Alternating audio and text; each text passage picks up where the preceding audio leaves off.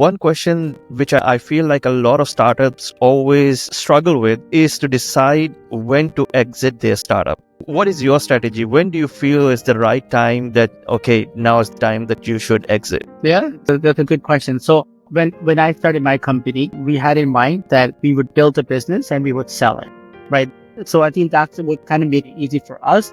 We knew the end result was acquisition, and we worked towards an acquisition. So we made sure that, we looked at everything closely and we were getting ourselves ready. The plan was in 5 years, we look at exiting, and then we exited in 4 years. Okay, so we exited early, and here are some indicators that help us understand that it was time to exit early. Our revenue was very strong. Our bottom line figure was also very strong. Financing played a big role in acquisition. Companies, unless they want to buy, they'll only buy a bleeding company if they wanted to take your resources and rip you apart, right?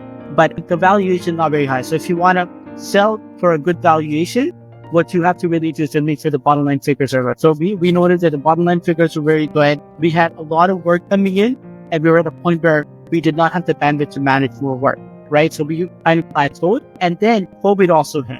We knew that if COVID continues, we don't know what the future is going to look like. So we might not be as successful as we are. So our revenue may drop. Eventually, we may not be able to even run a business, right? So we noticed those type of trends, and we also knew that we added a very unique proposition to the current industry. So at that point, we were ready to sell. Those were some indicators for people, for us to be ready to be able to read prepared to sell. So anyone that looking to sell, my recommendation is try and figure out, like, are you at a point where you're successful enough?